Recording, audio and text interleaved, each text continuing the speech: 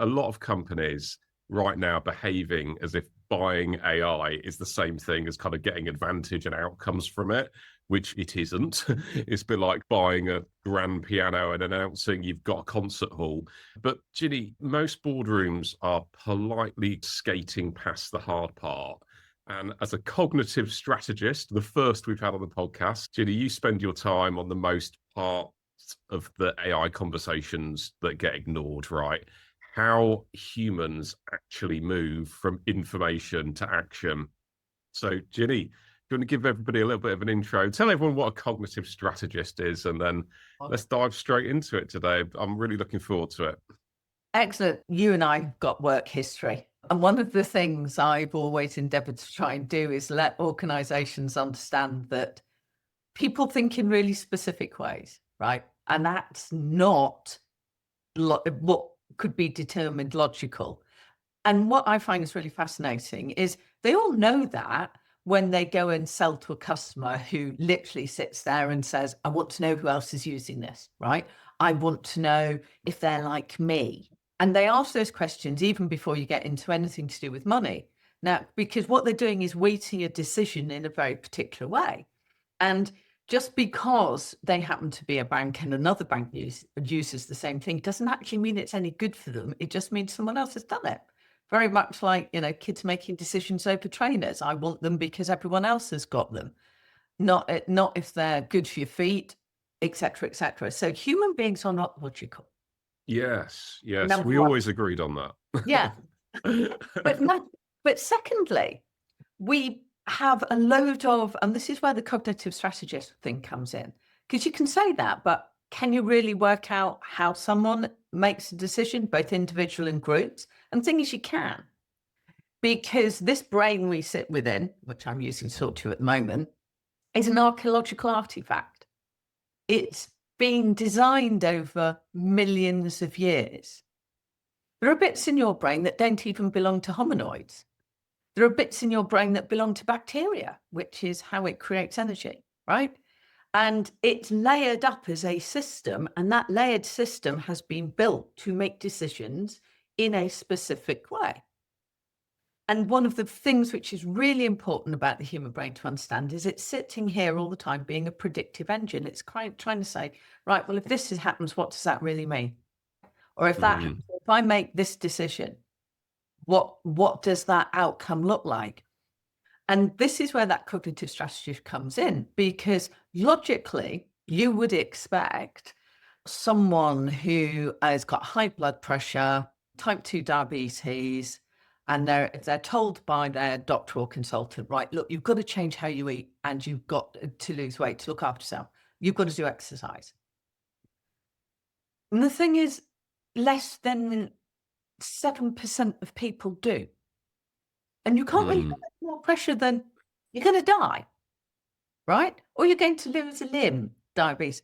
People don't. So they don't react logically. And the thing is, business seems to treat human beings, both inside businesses and externally, as these generally sorted out logical processing units, And we know, in fact, you know yourself, you're not. So why we keep doing it, I don't know. So that then impacts hugely, especially on AI, because there are things AI does really well and things AI does really badly. And there are things human beings do really well and human beings do really badly, like we get bored. AI will not get bored. You can ask it to do the same thing 50 million times. So the human won't. But one, I think, the most interesting things in that cognitive strategy piece is knowing when you're looking at how an organization makes decisions, what data, information, and knowledge it moves around itself, where you can play AI in to not cut cost, which is really boring, right? Everyone can cut cost, but using it to make yourselves better and to increase your own competitive advantage in the marketplace is not a profit conversation, it's a people one. Yeah, that's really interesting. So a cognitive strategist is all about taking this jumble of millions of years of limbic system evolution and emotions and being built for survival. And then how does that all actually work, and how do you How does it? extract value from that in the workplace, and then throw in AI into that mix? That's a really interesting angle. Completely, because see, the brain does things so unconsciously, you won't know. So, for example, you can give someone something thick to hold and something thin and ask them which is stronger. They'll always go to the thick one. Even if the thin one had better metal structure or this, that, and the other, that's because right down in the brain is a little program which says thick is strong. Yeah. It's, Yeah, that's and it's just this inbuilt, I don't want to use the term bias. It's not even, it's just like, no, it's just programmed. it is. They're called heuristics, right? They're called Yeah. and this is Right. back the cognitive, they're called cognitive heuristics. And, you know, I exited university knowing all about them, arrived in the world and thought, business is completely mad. It's not using half of these things I know exist. Yeah. Because it's not you as an individual as well. It's the human beings as a group, as a system. A group makes a decision, right? So it's a bit like we've all experienced this.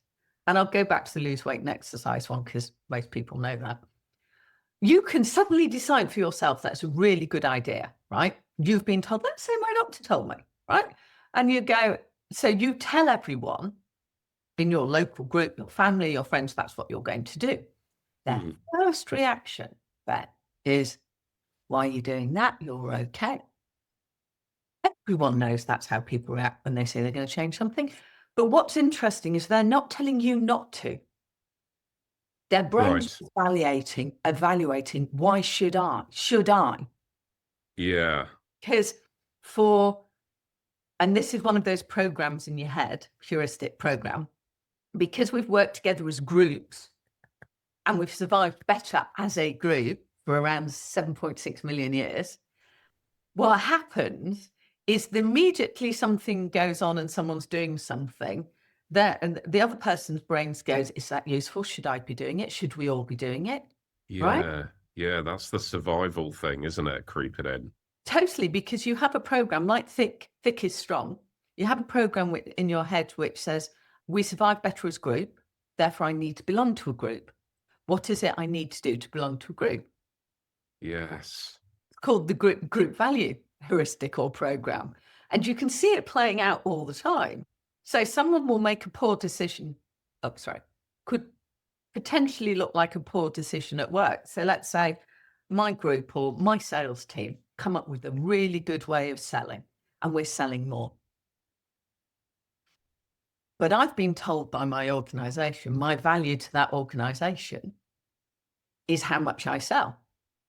So if I tell my other sales directors what we're doing, which means we're selling more, they all get the same. I ain't going to look good then. So Yes. I keep it to myself because that's what my group tells me to do. And this is where what I do comes into play, because in the end, you're reducing your own competitive advantage. Yes. As a system, because my group of brilliant salespeople, we're top, we're earning all the money. I could share that. You've told me you won't pay me as much money if I do. You value me for what I know, not what I share. So we see that play out in the workplace the whole time, don't we? So then stepping back to something you said at the start, which is really interesting, which you've got these layers of brain. Yes. And people using AI to do stuff that's actually a human is way more capable of doing that. That's really something that I've been thinking a huge amount about recently. When I see companies use cases for AI and automating things, I'm like, what the hell have you automated that part for? No, that's the piece the human is good at. And it's almost like, and I just wanted to ask you, the part of the human brain, because I always think about that ancient kind of limbic system is what I think of when you're describing those million years of the AI does the more rational, seems to be really good at the really rational stuff, insight, research, all of that stuff that we are almost reluctant to do, or we feel this frustration, it's difficult for us. Yes. But the more instinct, emotional decisions seem to be, a human seems to be better at that. Or is that my heuristic? Okay, so this is really interesting to unpack and I like the fact you said you're heuristic, because we all arrive in every single decision we make with all these heuristics. I tend to think of them like different pairs of glasses, right? How many pairs of glasses is this person actually wearing when they're looking at that?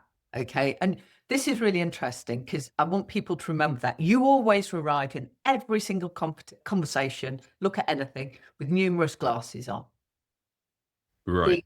The Makes first, sense. yeah, the first 3 layers in that are your right program. Some of it's really ancient. The limbic system is, but your sorry, I'm going to get into science. I'll come back. Limbic system, yeah. Then you get human, so you get physical things about the world, and then you get social things about the world, and they interplay together, right? And you can't change any of them. You cannot take away someone's attachment to group value. But it's literally like having a bone. It's just embedded survival. Yeah, totally. But then you get a whole load of things you've been taught, and that's about culture. So culture has a whole load of these things wired into it. And going back to the one about people and decision, how does people make good decisions? What we have to do is look at them and who they are and where they've grown up and why they would look at a particular piece of data in a specific way. And AI plays very well into things that have large decision making, large surface of information. So analyzing CRM, analyzing a phone call, right? It can put it into categories. But interestingly, it can't tell you if someone smiled. It can't tell you. So it could analyze drop off in sales calls or where someone lost a meeting, but it can't tell you what the feeling was going on at that time. Right? It can sort of have a good guess at that. And I'm thinking as you're speaking about the study that patients who didn't know whether they were messaging with a doctor or AI, when asked which was more empathetic, they said, well, the AI is. And then when you saw the results of the study, it was, and why did the patient feel that way? It's because the AI had much more time on its hands and it gave much more information-rich answers than a busy, rushed doctor. So it's almost like it can sort of emulate that, but it can't do it like a human can. No, and it can't do it at speed. And it can't do it in the context it hasn't seen before. So I always think of AI as a 4-year-old with the biggest library in the world. And when I say a 4-year-old, maybe a 3.5-year-old, you have to remember how a 3.5-year-old behaves, right? Would you allow a 3.5-year-old to make this decision or not? That's where you've got to look at. So humans are far better at judgment, at coordination, at working out what is legitimate narrative, right? We all know when something's been written by AI, and it's not the sodding M dash. Really annoys me. I've used M dashes for years. It's not the sodding M dash. It's the fact that something doesn't feel right. It doesn't feel human. Yeah. And everyone needs to understand is AI is as biased as you and I are because it's been trained on human speech. And human speech is biased. So how someone talks about something. So for example, if you ask any of the AIs to bring you the top research scientists in a certain area, they'll only ever bring you men unless you challenge it. That's a really good point. It does, doesn't it? But this is the thing so just taking a step back, we trust it because humans have a heuristic in their head, a program in their head, which says machines are better at stuff. Ooh, this is why you get people driving off the edge of trusting a sat nav when it's driving over the edge of a cliff. They can see the cliff. They think the machine knows better. Okay. Yes. And that's what I mean is you have to understand about you entering the system and how you will look at that as much as what the system's trying to work on. Been doing some work with a organization who has a real dependency on customer services people. And they'd really like to cut them.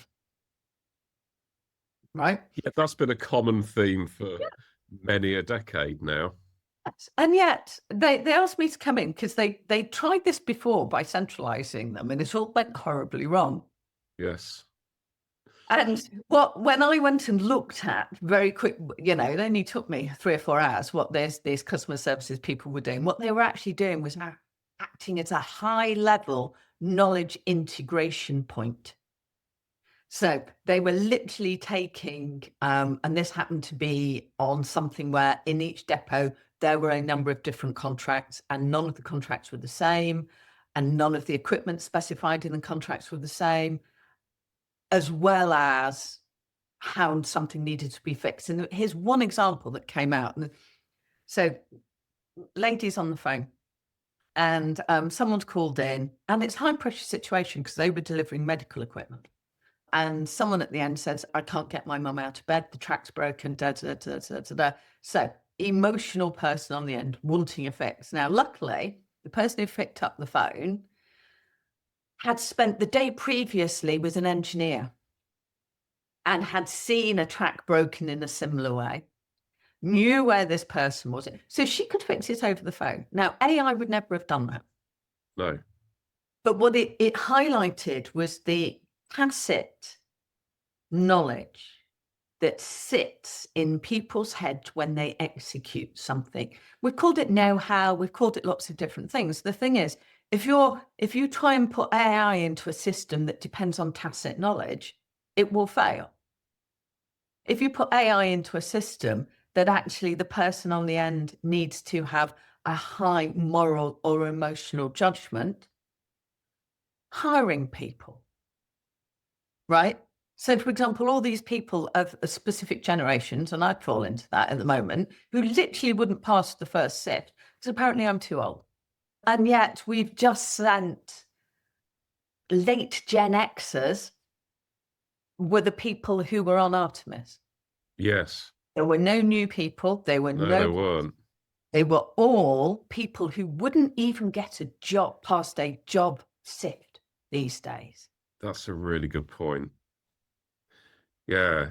It's really interesting. And I don't want to get onto the whole job kind of hiring piece, but it's a bloody good another really good example of kind of the crazy kind of like paper-based almost decisions that are being made or rules-based decisions that are being made. But to come back to what you were saying about AI, where AI is not good is where it would be a different thing in the contact center example. It'd be a different thing if your problem statement as a business was, hey, look, we don't have people working nights. We're missing a ton of calls at nights. Can we get an AI to take the call, answer it, and we'll give it some rules and all the rest of it. And but that's very different to then, no, my goal is to replace my contact center people. Why is it always like 30% as well? That's always the goal. Yeah, we could take 30% out. And so that doesn't work. And I think we all get that now. It's obvious. We've seen big organizations kind of making those decisions when they rehire the people, ends up costing them more money. So back to that use case though, where are you, so with your customer, where are you saying, yeah, so let's not take the human out of the loop. Totally. But how do we augment that human with AI so they can deliver a much better service to a customer, which, no, it doesn't take the cost out, but it does, but it grows your business. Yeah. So interestingly here, because of the huge density of contextualized tacit knowledge, thing is, that lady could have told someone else. So, you know, the old water cooler conversations I've learned because someone sat there. So what you can use AI brilliantly to do is compress and route information through your business. Because it ain't going to think like that sales director I pretended I was. I'm not going to tell anyone else about this. It will tell them, right? Because AI doesn't make that political judgment. So AI compresses and routes information and data. Humans assign meaning and consequence. So assess and route one, meaning and consequence. When meaning and consequence are really important, you can't use AI. But what you can use AI to do is, you know, it's a bit like the Borg example. We're all connected. I know what you know. And this is really interesting. And I'll tell you a bit how we've done this for this organization. But let's go back to I know, we all know. Human system was very competitive for a long time for a very particular reason. Data, information, and knowledge, skills, tools, expertise, technically also budget, moved to the maximal point of competitive advantage as fast as possible. We've broken that system because we've put profit over the top, which says an organization only values you if you internally generate profit. Competition's internal, not external. So no one does this. So so going back to AI in this particular organization, what we're trying to do is, what we will be doing is shortening the call handling times and the mean time to fix and mean time to handle. So mean time to fix and mean time to handle, because everyone's going to know what everyone knows. But to do that, and the thing is, you will always need people to handle the meaning and consequence bit on the phone, right? But what you can do is allow AI to know who's coming, where the calls come from, if they're from sit under this contract or that contract, so it pulls that in. What are all the pieces of equipment that are different on this contract, right? What the current routing schedule for this part of the country is. Do we have it up? So the whole thing. So it starts to consolidate that knowledge that was sitting in someone's head. But interestingly, if you don't, that's not a flat sort of even a relational database with a sexy AI over the top. Yes. Because you've got to teach the AI how human memory works, because when it's for two reasons. One, when it surfaces the information into that person's laptop, or sorry, I'm waving at my screen. You know, it brings it up here on the right for you when you're on the call, right? So you can easily integrate and do that. But number one, if it's not doing it in the right order that I expect as a person, if it's not using it in the right way that I would have constructed that data, the human brain goes, that's rubbish. I can't trust that. Dismiss it. So it can't be a standard search, bring it up, because it's doing in a way the human brain's not looking at it, can't work it out. So it doesn't trust it, even if it's right. So again, human brain's predicting, doesn't trust it, doesn't work. The other reason you have to do it is AI is listening. How does it know? Let's say it heard Helen do the answer on the phone about the tracking. How does it know where to put that data? How does it know how to meta tag that data so it's gone in the right place? And this is that bit where you have to, and they're not hard things to do, but it's the fact that you have to look at data, information, and knowledge and how humans use it to get people to use the system. But also, if you want that AI to get better, and also you want it, let's say, to build the data set really fast, you've got to train it in the way that it knows not only how to look, but how to tag it, so it doesn't bring up shit information. So it doesn't take a piece of internal folklore, we all have those in companies, and start to surface that as fact. How does it know? It doesn't unless we train it how to do that. We have to train it cognitively. And the really important point here, bringing this all the way back, is no AI is trained like that today because it learns from language. You and I don't learn from language. We learn from meaning and consequence. We arrive in this world not being able to language. We arrive in this world with a set of programs that allow us to interact and learn as we go based on what's already in our substrate, as it were. AI learned from human language. Human language has only been around 50,000 years. It is not how humans' brains work. That is really interesting. There's so much in there, Ginny, and so let me go first. Yeah, let me go with point number one, which I have never heard that before. Okay. Using AI to take out that invisible internal culture of I'm worried about my fiefdom only, and actually I wouldn't mind you actually losing yours if that's a benefit to me, despite us all being under this banner in the corporation of the family. And that term, every company that I've worked for, you're part of, I won't name all the names, but it's everyone. Look at my LinkedIn. You're part of the family.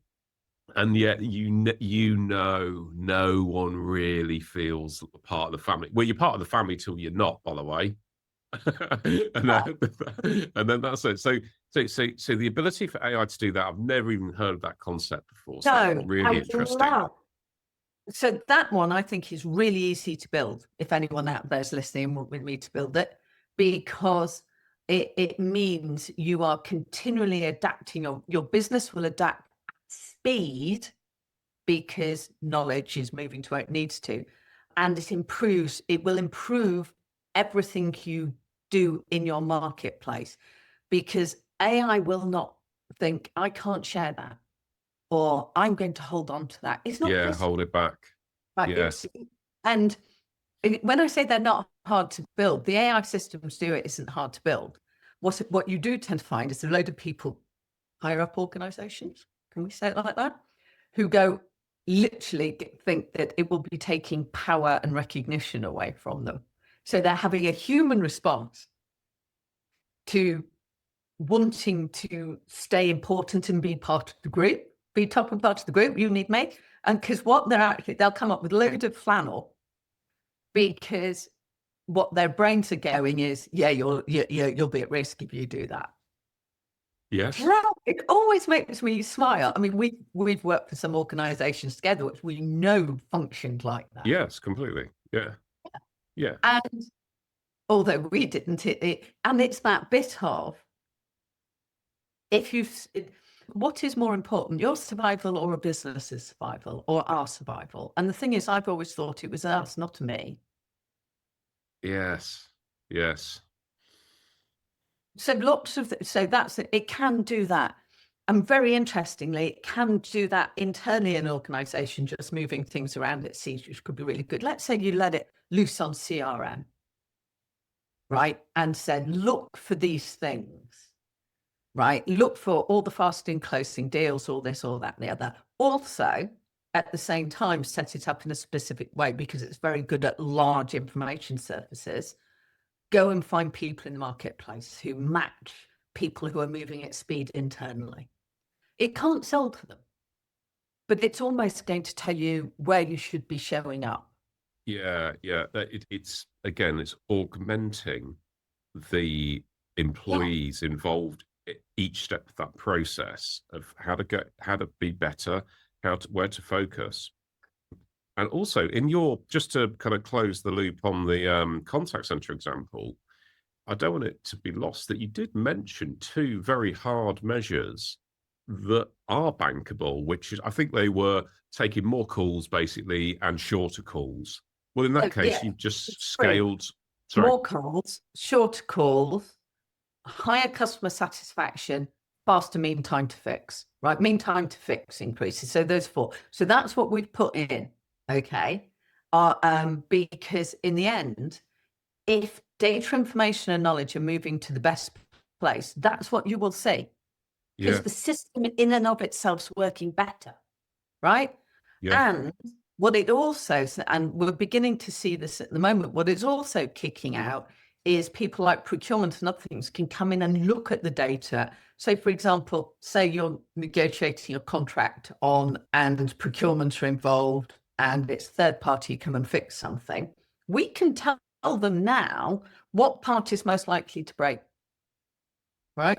So you can then either use that or go back to manufacturers, right? So it's this, if we all knew what we all know. So, mate, it's much more insight into your business, the stuff that you were missing because you didn't have the ability, even when you're working as a close team, you didn't have the bid, probably the time as well, just to wade through a load of data. And AI, without question, is better than a human at that. But then the human being in the loop of, okay, do we think that's valid, what AI has come up with?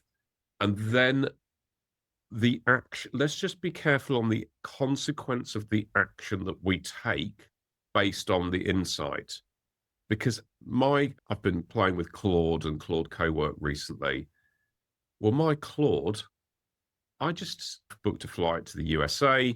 I'm going to San Francisco for work stuff. And it said, just as an afterthought, it said, if you sit on this side of the plane, on the left-hand side, you'll get a good view of Iceland as you go over if it's a clear day. And it said it as an afterthought. I thought, why are you even saying that? I just added it.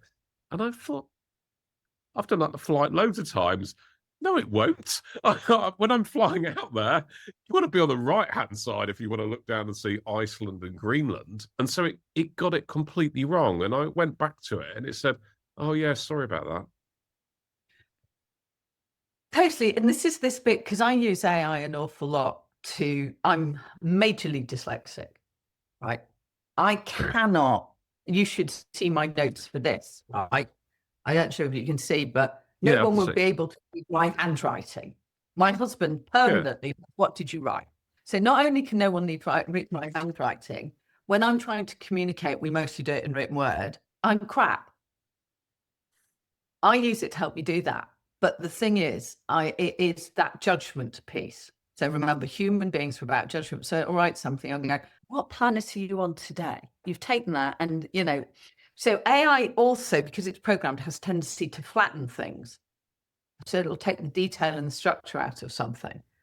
And it said it will make things up. Now, the thing is, because it came back to you with Iceland, your brain, remember, human brain's predictive, is less likely to trust anything it says next time. Correct.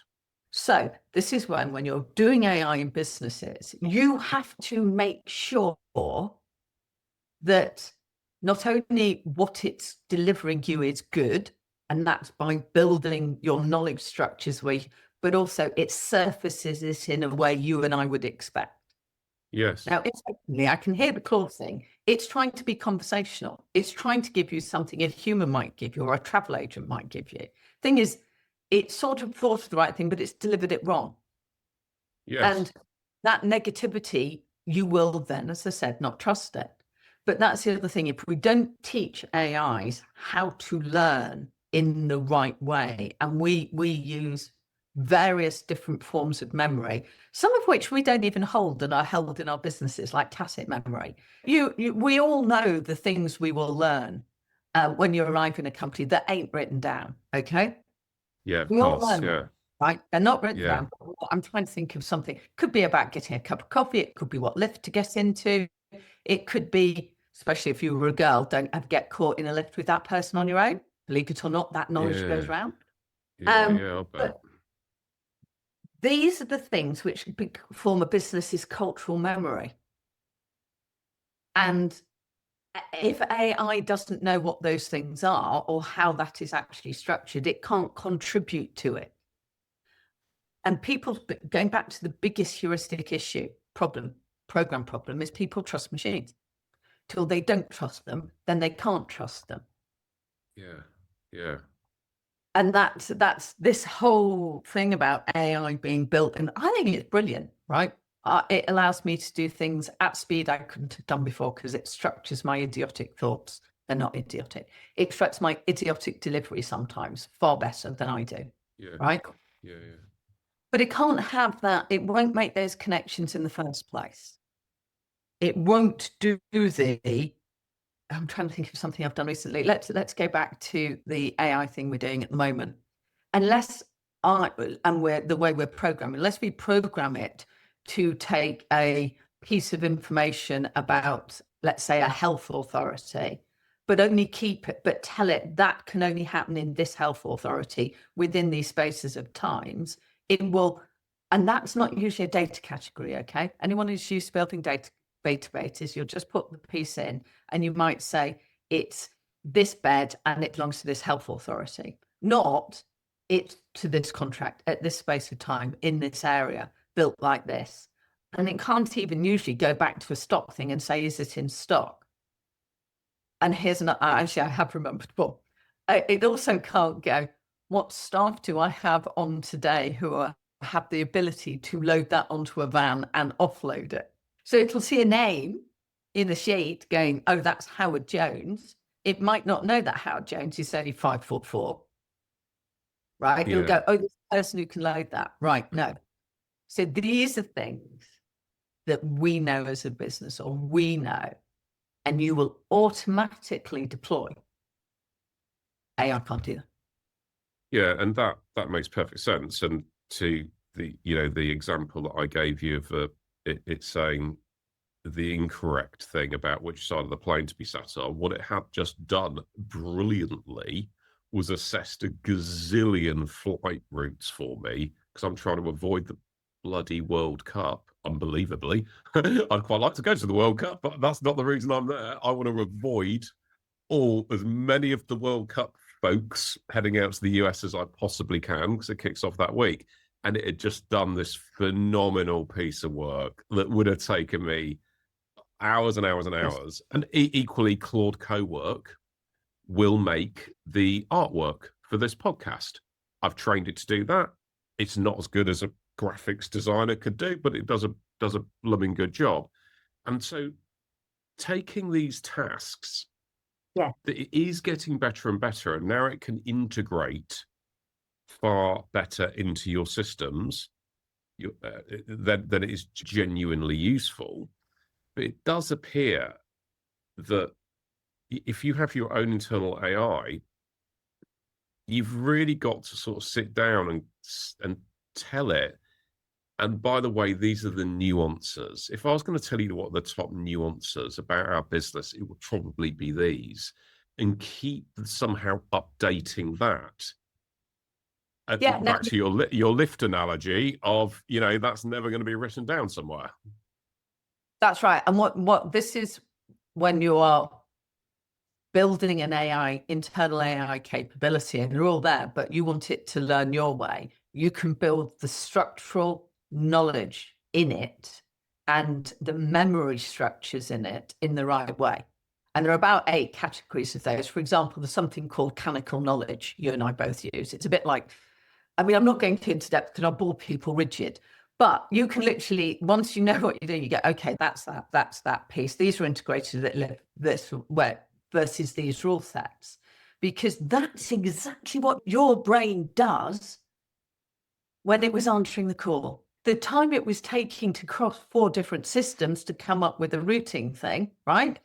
And most people will sit there and go, well, last time I looked at that routing diagram, which was 5 minutes ago, there was a space at 3 o'clock on a Friday afternoon. And I know X, Y, and Z are in the office. P comes back on holiday. Q's doing this. We can pull that from this place. That mass integration piece, if you want an AI to copy that, you have to teach it the right way of building it. So that was the first one. The second one, it's got to say, I'll keep going back to this because every time I go and see things, I go, yeah, it's not talking to your people in the right way. It surfaces it the way it was programmed. That's not what the human being needs, right? So it's a bit like, if a call comes in and you are bringing up pre-notes to someone, the first thing someone needs to know, name. Who are they? not here, no. And you can see it's building it all in the wrong way, or it will bring up all of someone's notes instead of the only thing you need to know here is this person has these two challenges. Oh, and here's a piece of tacit knowledge. They always say they're going to be on a Thursday afternoon and they never are. So the human being would remember that, but you can bring that information to them. And but like you and your seat thing, you will literally trust Claude less. Your brain will unconsciously trust Claude less. So if you want people to use these systems and share with them, more importantly, it has to trust it. If it doesn't sound human, it won't trust it. Service the knowledge in the right way either. Yeah, and I guess we're muddling up, or I'm muddling up with kind of tactical examples of task-based things that AI can now do that it couldn't do a couple of months ago. You're talking about analyzing data across CRM and across the business, and that's using AI very strategically to say, hey, we're going to make some strategic recommendations here, and hey, the executive board can go consider those. You're also talking about using AI strategically in the moment to support customer services live calls in the moment with intelligence. And so there's these different use cases. So coming into this, you are someone who appears to be bullish on AI generally, and I would class myself in that camp. But I'm not anti the human. I think the human in the loop plus the AI is the winning combination, not the rush to take the human out of the loop. And I've just never, I'll be boring everyone. Look, I and you, we've been outsourcing for bloody years. We've seen what happens. And I'm pro-human. The thing is, and again, I'll go back to human history, right? Human beings, we are the best people at inventing new ways of doing things, right? That's what we do. Full stop. But until the Industrial Revolution, we always, previous to that, until the last couple of thousand years, we always did it for the good of everyone, not the good of the individual. What you have now are people who are adopting things for profit, not competitive advantage. Yeah. And that's why you see them trying to get rid of people. But what they don't seem to understand is that AI is structurally changing how human beings and groups make decisions. So if you did an SEO, a standard search in Google before, you would make the decision, even though it came up first or second, you would then make the decision, right, of what you were doing, where and how. With the decisions AI are doing is you're giving them you're literally outsourcing cognitive load, right? You are literally, like you did, it would have taken all this time, but you still could have done all of that. It just saved you time. Yeah, I could have done it, yeah. Saving time is not about saving, for me, it's not about the time saving and productivity in businesses. It's about strategically, how much better will this make you? How much faster can I think? I've been using it recently, so all of what I talk about is actually a set of equations you can use to how the brain analyzes anything. And I built them with AI because I can't do all the topological maths. My maths ain't that good. I know what type of maths to use. I can't build the equations. It's built them, right? Yes. So what I know, I have a system. You could come in and look at anyone and go, how is this system making a decision? Where's the balance? But also, how do we know how the human being will react within that? Because we built them. Because you can look at that. But that's what I'm saying. I've used it to be not more productive, more creative, more to be able to take my own ideas and thoughts and outline stuff. And it then it built all of the equations. But then I went back and said, okay, we've missed this and this. This has to work in this way. That's not a probability gate. That's a weighted gate. But it was joint. I could have done it. It would never have come up with them by itself. Yeah, I really like that. It's a joint effort with human in charge. I've been positioning it. I'm actually doing a video on it today, actually, called Limbic U plus AI. So that seems to be the winning combination. And one of the things that inspired me was I saw a study last week saying that AI written outreach only gets a 0.2% response rate. And my initial reaction was, I don't care how true or not the stat is. What the bloody hell is a sales organization doing, completely automating outreach to its customers? It's insane that you would take something that needs that level of personalization and just the human emotional brain and have AI automate it. And so so I'm seeing this in enterprise sales, which is where I work, the over reliance now on AI and getting AI to do a lot of stuff for you rather than you being the leader in that relationship. And maybe we'll make this the fun. I'm just looking at time. We've overrun, but it's been such an interesting conversation. That's the piece that I think is really important. Write them. You polish it and choose the one you want. Right? Yeah. It's a bit like the bit that I get annoyed with. It's annoyed because people use it to take notes in meetings.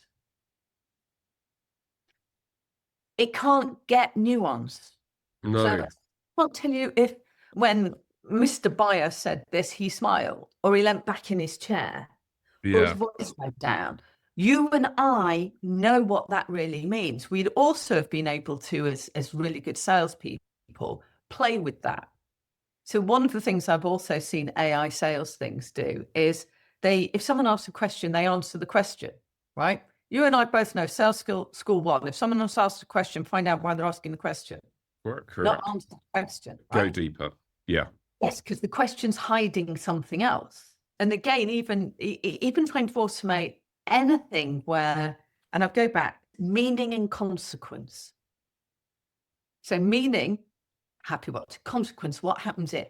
It can't make a moral judgment. It can't go, I used to spend my whole life in sales, only selling things if they were right for people, for the customer. Perhaps the wrong impression. What a novel concept for most of sales.